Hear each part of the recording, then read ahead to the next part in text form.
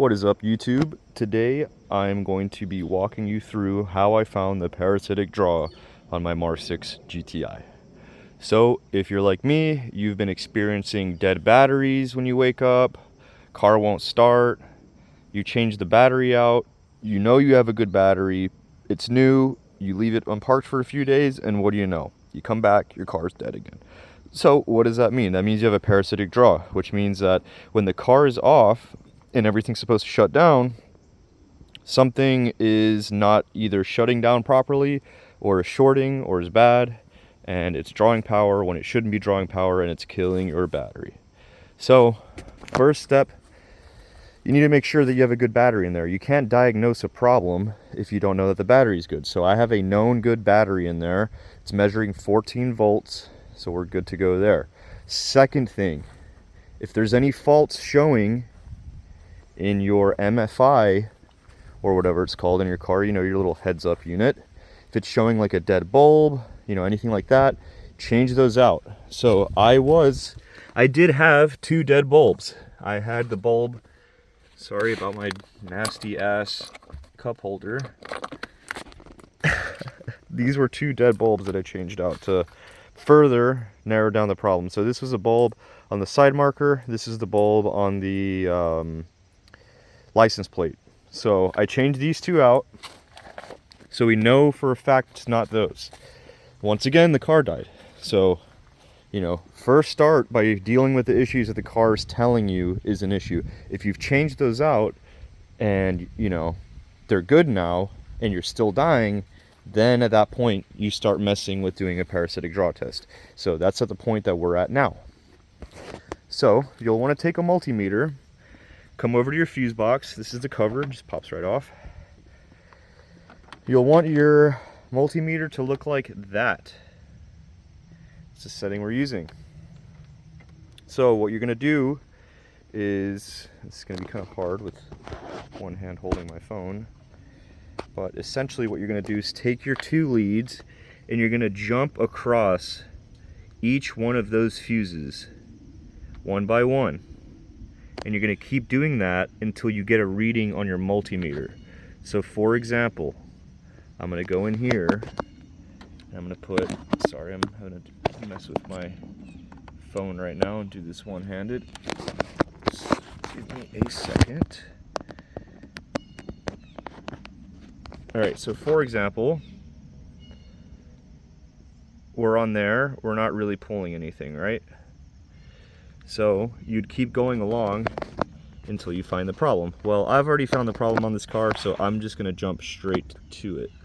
This is the 5 amp fuse, and as you can see, we are pulling a significant amount of power, right? So we're jumped across, car is off, we're still pulling power. That is no bueno, right? So if you look at your fuse box diagram, which I will link in the description below, you will be able to see what fuse goes to what instrument in your car. Now there's going to be one that goes to your interior fuse box. So if that is pulling power, then you'll need to go to your interior fuse box and continue these steps to see if it's something inside of the car, a bulb or something like that. Now this one here, this 5 amp fuse is my problem. If you look on the diagram, you'll see that that's number 6, which is your steering column.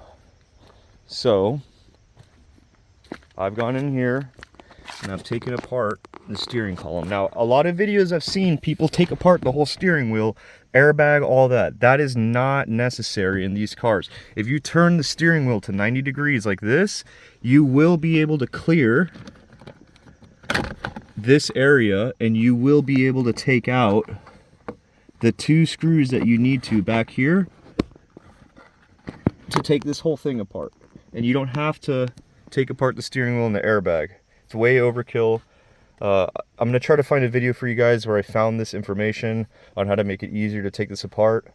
But anyway, let's continue. So the way you properly diagnose, you have to unplug one thing at a time. If you just start by unplugging everything and then now your fuse is showing 0, well, guess what? It could be any one of those things that you unplugged. So one thing at a time. You unplug something, you go around the front, you put your fuse, you put your multimeter back on the fuse, you see if anything's changed. And you keep repeating the steps over and over and over again. Now, I've already found the issue on this car, right? So the issue is this guy here. This is the solenoid for the steering lock. So this guy here, the car is off, yet I'm touching it and it is screaming hot. I can barely hold it. So that's not good. That means that this guy's shorted out and it's pulling power when it's not supposed to. So there's the part number there. That's what we're going to be replacing. But I'm going to show you guys how I found that this was the problem. So as you can see, it's out, right? So we're going to go back to our fuse box. We're going to go back on that fuse. Look at that happy dog. Mochi, what's up, buddy? All right, and then we're gonna put our leads back on. There we are, and look at that, 0. So now we're not pulling any power anymore. Now I'm gonna go around and do this opposite. I'm gonna go and plug it back in, and I'm gonna show you guys that we're reading power again. So here we go. Take this guy, put it back on, we're plugged in, come back around, and once again, we're gonna go back on that same fuse.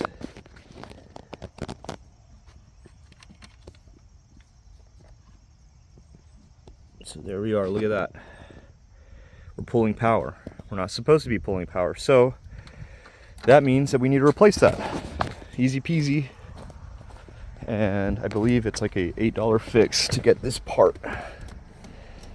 So it could be anything in your car. It could be a bulb, you know, it could be a light inside of your glove box, it could be your radio, but essentially what you need to do is narrow down what fuse is pulling power and start from there.